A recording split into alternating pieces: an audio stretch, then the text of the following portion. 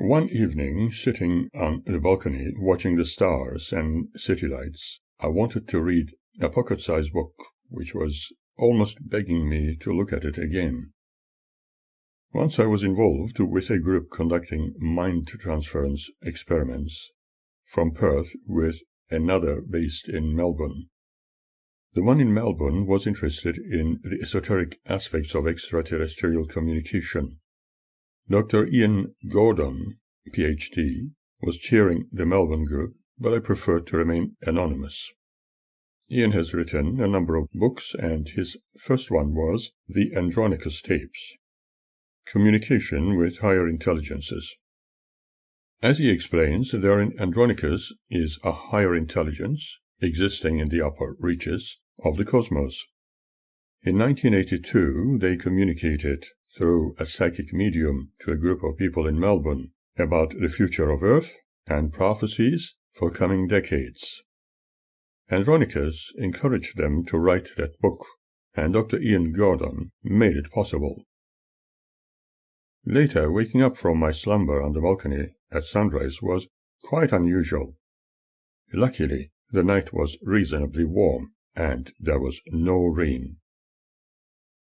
There were not many people around that morning except Elizabeth, who decided to surprise me by visiting, for she said she was shopping in the area at that early hour. When I made mention of what I decided to do in regard to going back to Melbourne, she showed great interest for me to at least parent her sons. I suggested that she should speak to her brothers in Sydney, for I had no desire to be responsible for anyone's welfare issues at this time. She was trying really hard to become a part of my life, and provided me with her brothers' addresses and phone numbers, so that I could be in touch with them if I made my way there. After hearing my intention to go back to Victoria, Lee started urging me to help him come to Melbourne.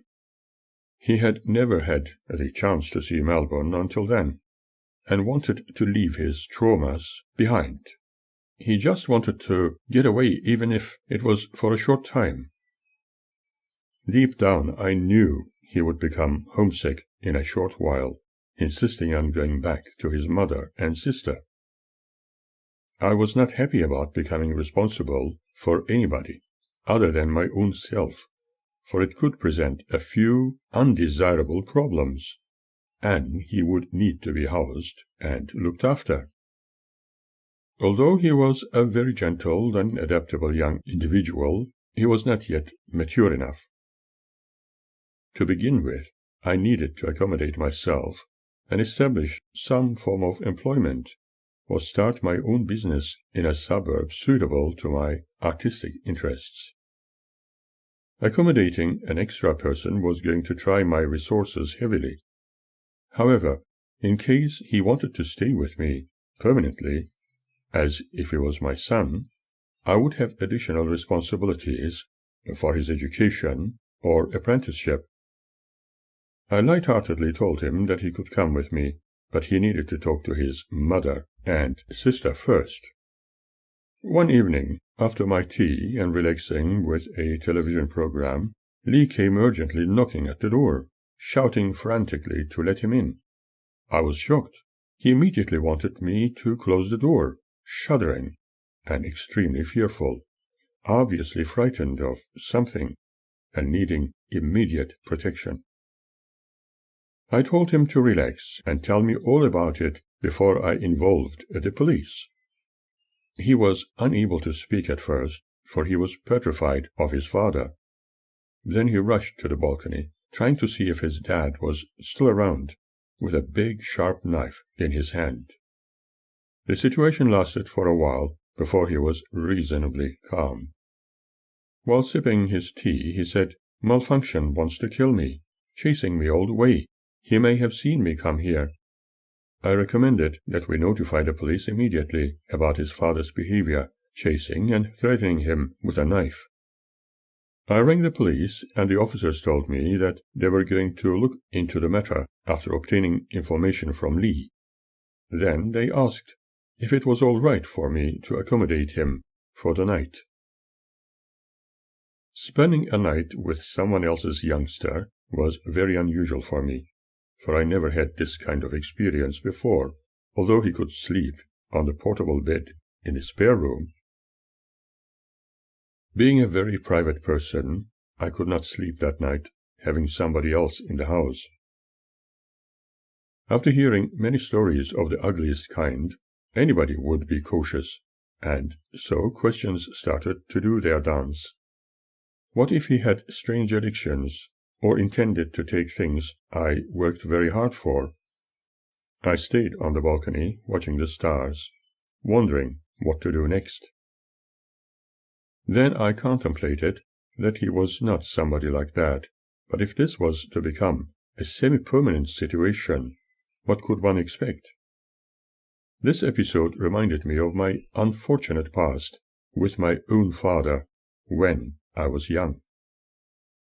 Knowing I was planning to go back to Melbourne, Lee asked me again to take him away from his father's tyranny, and he would do anything I asked him to do. It was truly sad, for I would never ask for anything the way some might have expected, and told him that he could come with me by all means, but later he might experience homesickness for his mother and sister if things were not the way he was accustomed to or hoped for. He could not contain his joy and excitement. He stayed at my place for several weeks, behaving unusually well. He said he was going to talk with his mother about his intention to go with me when I was finally to fly to Melbourne. He certainly had his reasons, his own dreams, other than running away from his father, probably hoping to get his sister and mother to Victoria as well. At this stage, I did not know if they had their own home or were renting. Maybe moving from Perth would be impossible for them, but I did not say anything. When his mother called me on the telephone, she asked if it was all right for Lee to come with me. She said that Lee really admired me and wished I was his father. It was impossible not to miss the anxiety she was experiencing. However, we all have our shortcomings, and therefore it was possible he would discover I was not what he imagined me to be. Imagine, for example, when and if I met my own son and had a girlfriend, how would he react to other people's observations and their ungrounded judgments when they saw us two guys together? There were times when he asked me if I would adopt him as my son. It was extremely tempting, for I lived with a dream of having a son. But my own had been literally abducted, and I had no idea where he was. At least having an adopted son might fill that gap. But would it? Would I still be legally on the right track? I contacted the appropriate departments and was satisfied that everything was in order, as long as his mother agreed with the situation. At first, I was not decisive to commit myself into this venture, but simply accommodate him for a while, because one could never be certain what the next day was going to be like, and also because I had to re-establish myself. Pondering further, I believed that his traveling to Melbourne with me was not going to present problems in the immediate future. He was very excited and happy about going to Melbourne, but some of his previous queries could spoil the scene. That is, if they were not simply just passing thoughts and nothing more serious. But when he spoke about the possibility of close affection among men, as it could have been between King Arthur and Merlin, I was disturbed. Since it was not my interest, I did not want to be overly concerned about it. His father was completely anti him, apparently hoping to hurt his son to teach him a lesson. His running away from the family home and wanting to stay with me was indeed very tragic. When it was legally confirmed, it was easier for me to accommodate him, but how was he going to behave in the long term? He would probably display his natural tendencies like other normally developing teenagers, and I could probably cope with it, although I always preferred to live on my own within my personal space, especially after my real-life experiences with a family which was completely dedicated to Jehovah's Witness ideals, and I found it intolerable when others intruded into my private life. When staying with me, Lee would have his own bedroom and study, but the kitchen would be shared. However, my musical interests might present problems for him. Would he enjoy classical music, for instance? As long as he did his own thing and did not interfere with my hobbies, there would be no conflict of interest, and it could work. His mother confirmed that she was very happy with this arrangement. Sadly, she might have thought that anything was better than seeing her son suicidal, with his father's intolerable attitude towards him. Once again, life circumstances were not allowing me to primarily deal with my personal issues. Maybe it was to occupy my mind and keep me in one piece. After our meal one evening, we were sitting in the lounge when he suddenly shouted in excitement that he saw a UFO. I curiously looked through the window, but could not see anything at first, and sat on the balcony. After a while, he joined me, and we started conversing about what he had noticed in the sky. A little later, he sighted another one, and I also became aware of it a few seconds later. We both observed that brilliant object, but as it came closer, we discovered it was a light aircraft, which had many lights under its wings, displaying words advertising local businesses. We both wondered if the other objects we have seen previously were the same, just advertising. After deciding to leave it for now, since what we needed to know was already proven, he said he wished they were real alien craft, but they were not. While staying just a little longer there, gazing at the stars, shortly before midnight we saw yet another object in the sky, which looked like a plasma ball, presenting the most beautiful cobalt blue light with a rose-red glow within itself. At times it appeared to be made of metallic and a glass-like transparent material, silently floating very low above the city's skyline. If I would have seen it only by myself, I would think of it as being imagined, but both of us witnessed it exactly the same way. It descended lower over the city and remained there stationary for a few short seconds, then started to move towards us, passing us by rather slowly. As it came closer towards us, we were very excited, and Lee was almost frozen in time and motionless. I do not think I was any different, and thought for a brief moment that they were coming to visit us as they descended still further, and the details of the craft became more visible. Lee was going to tell all about it to his sister and mother. I wondered if others had also noticed what we witnessed that evening. We became aware of randomly moving globular lights surrounding the circumference of the rounded craft, and we were wide awake. A little later he told me he had again spoken with his mother about me going back to Melbourne, and she contacted me once more over the phone to see if it was true. Lee was certainly very keen about going with me. During the following few days she constantly asked me if it was all right for Lee to come to Melbourne. She probably needed some assurance that Lee was not going to be miserable, asking me to forgive him for his childish dreams about seeing flying objects in the sky. I reassured her she had nothing to worry about.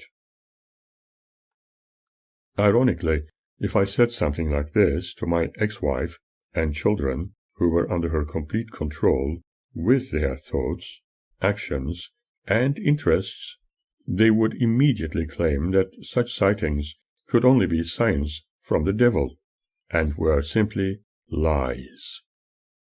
Naturally, Mother always knew best, and Dad, not being in the truth, could only do the devil's bidding. They would never listen to reason, or any explanation of things on my part. This young man, however, was willing to learn things from me, and that was refreshing. Besides, when two or more people experience something extraordinary, which is a tangible event, and a proof in itself, how could one deny the existence of it so easily, claiming it to be just a lie?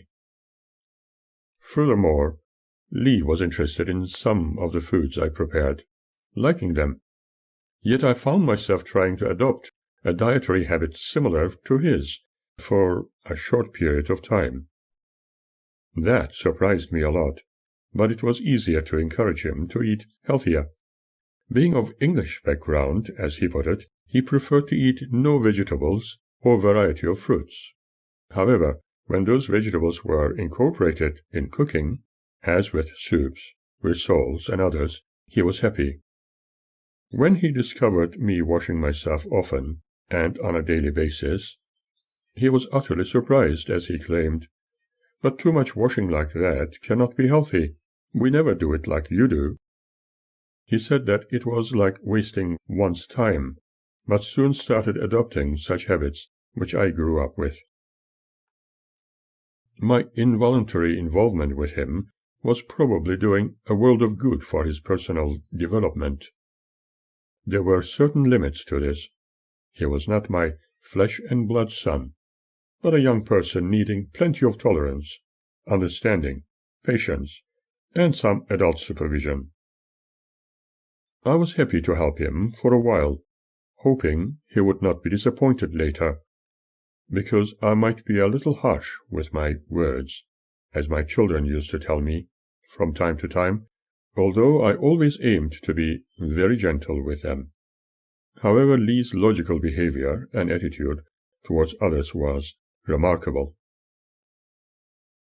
He often told me all about his dreams, about his life during ancient times, and particularly about those of King Arthur.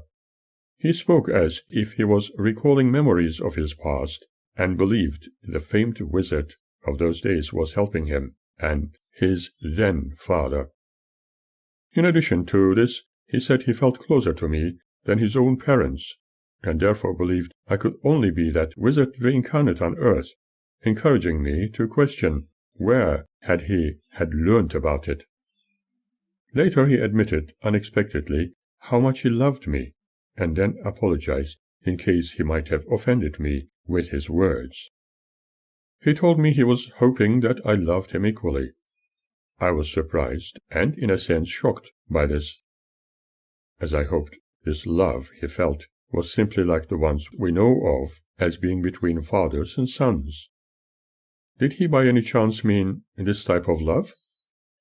Personally, I could love him only as if he was my son, but if he had been a girl, then I would treat her as if she was my daughter, for I never had daughters I could truly be their parent, or who could accept me as I was. Indeed, I had 2 daughters from my so-called marriage, but they never treated me like their father, not even as a human being, due to indoctrination by their all-knowing and allegedly truth-loving mother, in whose eyes I was the devil himself, for being disfellowshipped by their allegedly utterly righteous and God-chosen judicial committee. Although not naming her emotions against me, allegedly the witnesses, following Christ's wise words to love one another, Magda proved how bitter and hateful she was towards me. Following her close associate's advice, she turned the children against me in the name of supposed spiritual love. Lee and I took some time to make the necessary arrangements, packed our belongings, and employed the services of a transport company, which was going to store them until we were ready for delivery. It cost some amount of money, but that was the only clean way to deal with the issue. I felt somewhat saddened about my musical instruments, particularly my baby grand, as I was going to be unable to use them for a little while. But until we were housed in Melbourne, this was the best thing to do. I decided that we take a bus trip to Victoria, for it would create the impression of taking a holiday for Lee and gradually prepare him for Melbourne. For him, it was like a great adventure. He was ecstatic, and it was something new. He took his small camera and kept capturing photographic impressions all the way. He often kept to himself, and from time to time spoke to me about his excitement. He also experienced life in Kalgoorlie, and on arrival in Siduna, he could not believe how people were drinking saltwater tea and coffee there. When we arrived in Adelaide, he was bewildered by what he saw, fascinated with the size of the city, with its wide streets, cathedrals, and tall buildings. At this point, he started curiously asking me if Melbourne was similar, and when we finally arrived in Melbourne, he could not believe his eyes. He exclaimed that he felt as if we had accidentally arrived in one of those big American cities he was accustomed to seeing on television. He could not imagine the vastness of the city and the tall buildings. He felt Perth was like a midget compared with other large cities, and it was not like people spoke of. He had a thin booklet produced by Perth City Council with the title Living in Perth, but he scribbled his own words on the top of it, Dying in Perth. I was happy for his first time ever adventure into Melbourne. On the other hand, I had minor concerns about how the whole story would unfold. Norman Vincent Peale interprets my long-time feelings in his words: "Believe in yourself, have faith in your abilities. Without humble but reasonable confidence in your own powers, you cannot be successful or happy. In short, have courage and walk life's pathway with determination and confidence, for you have the power to do so. There are many opportunities in life, but we have to be prepared to make use of them in a very positive sense." Whitney Young Jr. proclaims, "It is better to be prepared for an opportunity and not have one than to have an opportunity and not be prepared." Perhaps a little curiosity would take us further into the heights. Therefore, I will say, curiosity must never be stopped, but be guided. The young painstakingly question things like many of us used to do when we were children. In every adult dwells a child who often becomes suppressed as if it never existed, curiosity dulled, and everyday life lived in the most monotonous way one can imagine. People who never question, never wanting to know anything, or perhaps living as dictated by someone else, would never know the joy of discovering. They would never know how to be happy like children are by nature. They grow old fast, with memories they would rather never have, and are expected to act according to their age throughout their lives, believing everything they are told. Magda insisted on never allowing the children to be curious about anything other than the same old stories in the Bible. Was that how humans were envisaged to live? Was this what religious dogma was to lead people into becoming? Were they meant to be simply one-track-minded about life and everything in the world as interpreted by their belief systems of high ignorance? There is some absurdity in action today, as it has been throughout man's arduous history. Lee was a very curious youth, inquiring about all kinds of things. One thing is clear. Today's generation is more interested in knowing and discovering. This thought alone made me realize I was not alone in thinking that it was far better to question things and not follow unnecessary restrictions inflicting humanity within known religious societies of the world. It is surely far better to be free to think, to invent, and courageously try to understand what seems impossible. In my case, that was one of the reasons I preferred to eliminate the usual fears we as humans experience when wanting to do something useful or achieve a goal. Whenever my art students ask me how they can draw a straight line on a piece of paper when they could only do crooked ones, I always encourage them to do just crooked lines for now. When we cannot make the first step, how can we contemplate walking a mile? Do you remember that very first kiss when you were falling in love? Do you remember how you felt when you experienced your first dance? Now in Melbourne, both Lee and I needed temporary accommodation so that we could put our loads somewhere secure and walk into the city.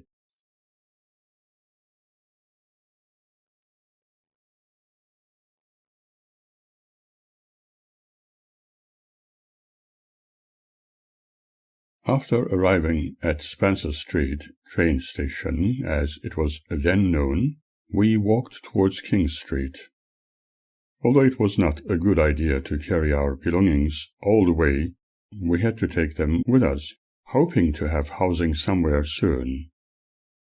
In a sense, it was a great blessing to come across the Salvation Army's People's Palace, the cheapest and readily available accommodation. We were previously informed that they were refurbishing the building, but if we did not mind the untidy corridors and shower recesses, using plastic dividers, we could stay there for a small fee.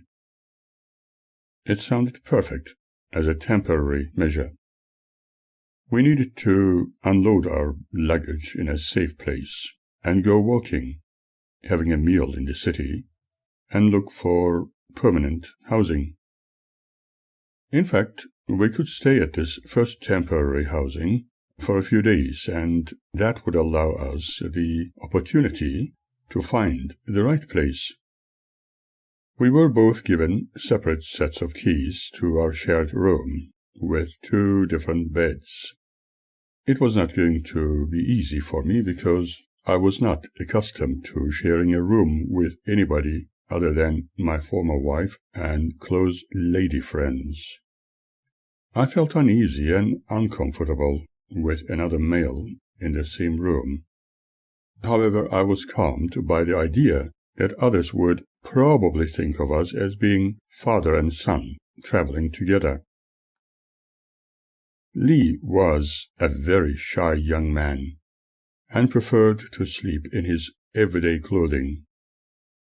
Despite all this, I was still a little apprehensive about anybody, as I pondered on some ugly stories I had heard about youths in general, wondering if he would delve into my personal belongings while I was asleep, or display uninvited behavior, although I did not experience anything like that when he stayed with me. Throughout the years, I developed a distrust of people, and it did not matter whether they were close associates or completely unrelated. He kept talking all night through about his dreams and fantasies. They were of no particular concern other than harmless thought construction in regard to his interest in olden heroes and space travel, ancient gods, and other worlds. I suppose it was partially dependent on his new adventure and excitement.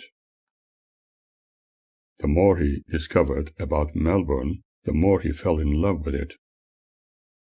During our stay at the People's Palace, we always endeavored to have a good breakfast in the city before visiting real estate agencies. I also needed to establish my own business very soon, in a commercially viable manner, or be employed through academia while occupying him either in the educational field or an apprenticeship similar to when he assisted me. We discovered an apartment in the middle of Turak, which would be ideal for artistic endeavor, but the agents simply did not want to let us move in there with the excuse that we were not related, and they were very cautious regarding the delicate issues society was concerned about, even if we were father and son. I could understand their concerns, yet the attitude displayed towards me was most disgusting. I wondered what they thought of us. We were not in a homosexual relationship or in the drug trade, but there was a huge discrimination against people in those days, and being judged against my nature was highly insulting. Personally, even if I was not told anything, I was extremely good at knowing what others were thinking of me, for I habitually psychoanalyzed them.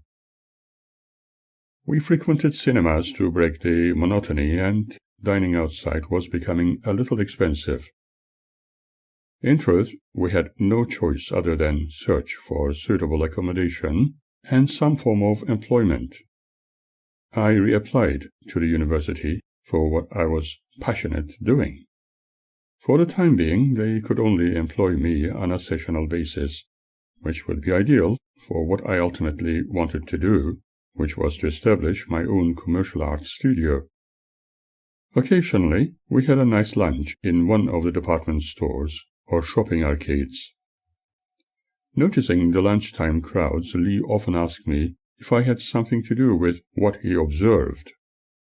At first, I did not realize what he was referring to, but soon it became clear that he noticed young and old, males and females, doing a dance routine when close to our table. I exclaimed jokingly that because we generated very happy thoughts, people feeling them must have thought they were listening to music, but he did not take it as a joke, and was very serious about it. That made me curious also. I observed people and discovered that what Lee was telling me was true. Indeed, people displayed such a trend, and I thought that it was probably wishful thinking. People generally feel good when they are in my presence because I greet everybody with a smile. Maybe they were sensing the friendly vibrations from us. I still wondered how it had happened on those occasions, and often in different venues. I have no answer. One other memory creeps in about Lee laughing uncontrollably about what he heard while having his shower early in the morning. He said a male voice was calling another with, "Attention, soldier!" I also heard it and thought it was a joke, but he insisted that those two men were showering together in a small cubicle. They were probably gays, for they sounded like that. Since it was not my interest, I said that perhaps they were father and son. Following this event, I saw my old friend Andreas, claiming to be a spaceman. He saw me too, but would not approach nor talk to me for some unknown reason. When an opportunity arose, I made an extra effort to talk to him, but he raised his voice and told me he did not know that I was a very dirty person and did not want to shake hands with people who loved other men's. Shocked, but in control, I explained that I was helping that young man settle in Melbourne, and I considered him as if he was my son. Andreas was calmed, and now once again talking, he said, "Ah, I remember you telling me you have sons. They must be also capitanos like you." Yet another day passed without much success in regard to housing, and I started to panic. My other friend Reg in Elwood invited me to come over with my young apprentice, where we could stay for a while, but since he was not a very healthy man, I did not want to burden him. Lee and I went to St. Kilda and Luna Park, and after lunch visited Reg. He was very excited about my return, saying we no longer needed to talk over the phone, and eagerly prepared sandwiches. He was also happy, for once again there was someone to talk to, for he could not express his innermost secrets to just anybody other than his Baptist minister friend and me. His health was not getting any better, but for Lee he presented yet another subject he could draw a caricature of. However, I had to make sure Reg did not see Lee's artwork for fear of offending him. Reg was still listening to the reel-to-reel tapes I had made for him, even recordings of him reading the Rubaiyat by Omar Khayyam.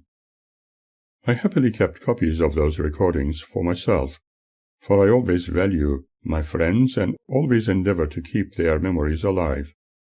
That evening we stayed at Reg's, seated by the long chair in his lounge, Lee sitting next to me, later leaning on my right shoulder, and comfortably sleeping. But his long hair was all over my face, which was not at all comfortable. I hoped that the following evening we were going to be housed somewhere permanent, so that both of us would have our own space, and be comfortable, as it once was.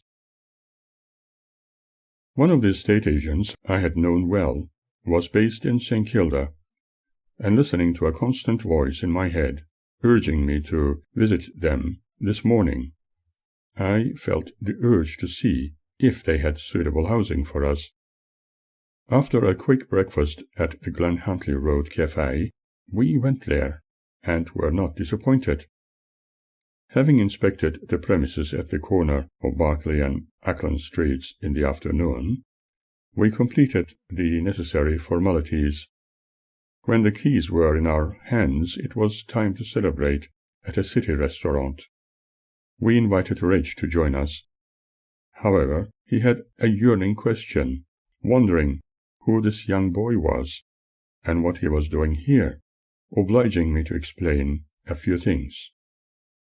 Later he discreetly told me that my young assistant really looked so gorgeous, and he could share his bed any time.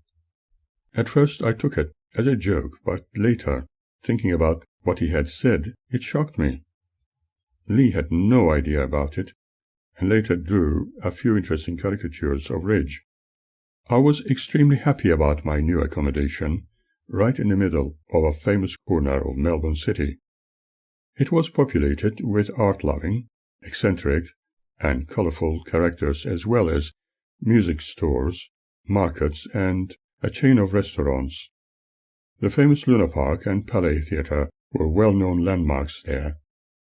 Tram stops and oft-frequented McDonald's family restaurants, as well as the beach, made it an ideal place to live. With the owner's approval, we painted the interior of the dwelling in neutral grey tones, and it looked really stunning as it changed its quality beautifully with the changing characteristics of the outside light. Now we could start painting works of art, teaching painting and drawing techniques to local people of all ages.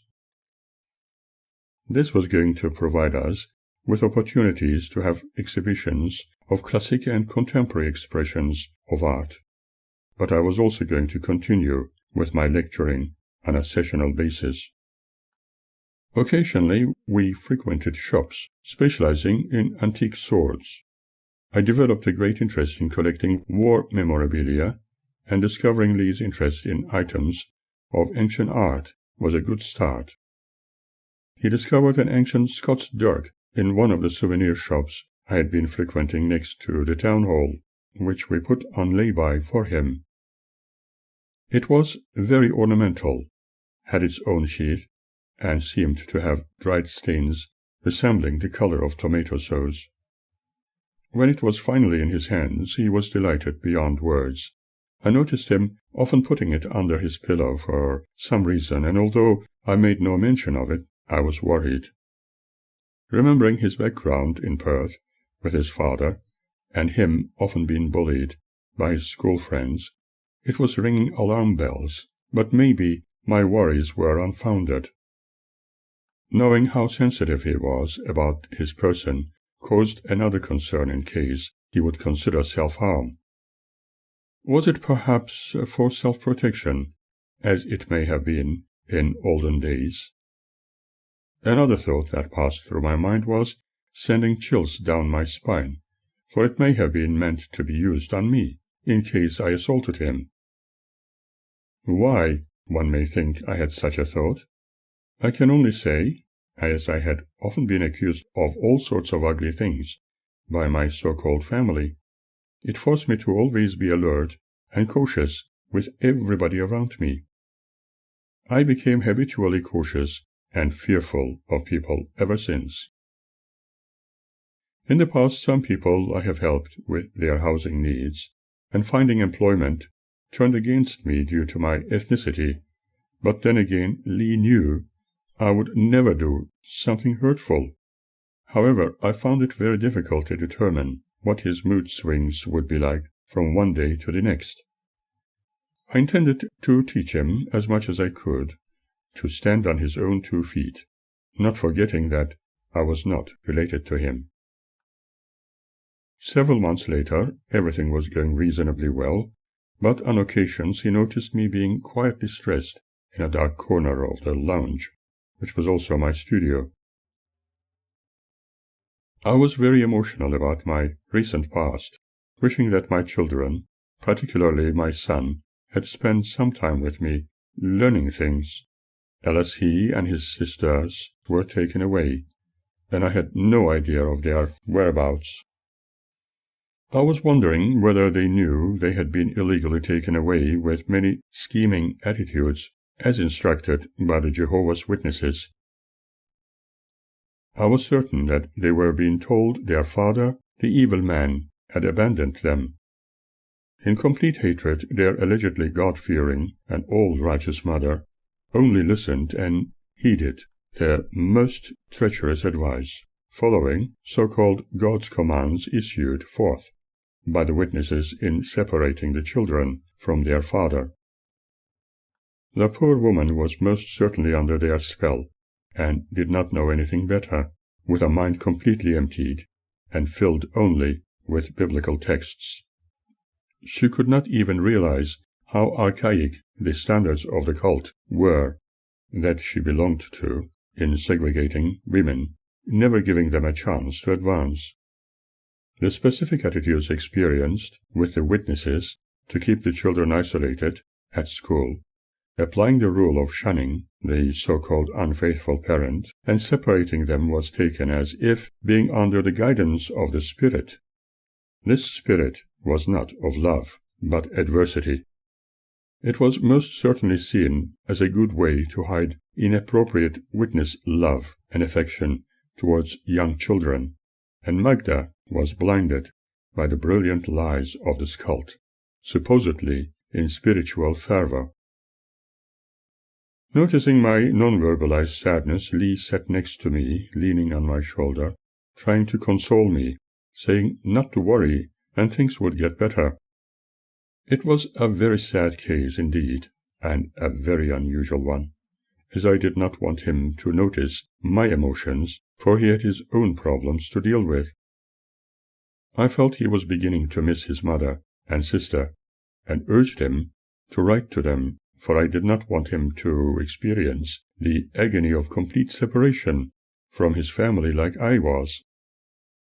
He started doing so, as there needed to be at least some communication. When I told him that he should visit his mother soon, his eyes sparkled. Then he asked something which was a great surprise to me. In the olden days, men used to love each other. They kissed and hugged each other. But have they? He continued. Can you guess what I'm saying? He was extremely excited as he uttered those words. Worryingly, I told him I considered him like my son. I could teach him things, but could not consider any other relationship, particularly in the homosexual sense. But you would kiss your son, would you not? He asked in a very shy manner. This made me wonder that perhaps his curiosity was not gender-related, and thought he wanted a filial kiss.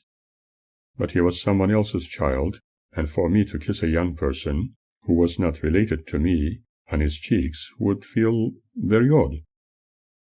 Obviously, he would love to have some parental affection, and was probably desperately in need of it. But I was not accustomed to kissing others, like it is traditionally done in some countries. Nor let us not forget that I was also dealing with the concerns Margaret was loading me with, and did not care about any of my needs.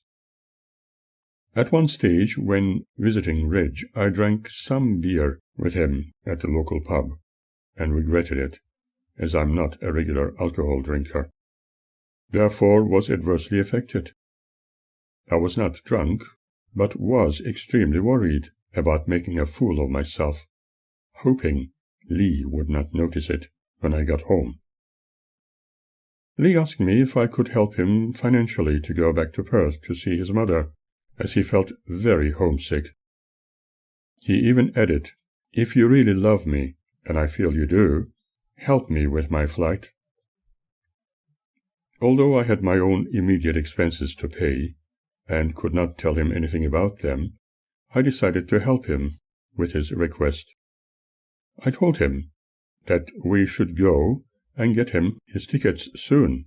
He responded with, "I knew you would help me, for you really, really love me." How could one react to something like that? He ran to me, hugging, and I gave him that little peck on his cheek, and instantly regretted doing so, as I felt his lips upon mine. I was totally surprised to hear this seemingly being a British tradition. The next day we packed his things for the journey. He left his bedding and covers in his room, like many other youngsters do, but deep inside I wished he would stay with his mother and sister, for I did not want this to develop into a more serious situation. I was also fearful what he would talk about me to his mother. I was not interested in starting a new family. At the airport we shared a meal together, and he said he had learned many things from me, and to keep his bedding at my place, as he had left it and would return some time later. I did not hear from him for a very long time, and assumed he was now settled in Perth permanently, and hoped that it would remain that way, and was happy. From then on, I was going to concentrate on my own business and everyday life, with my own agonizing past, my own emotional pains, and my own loneliness.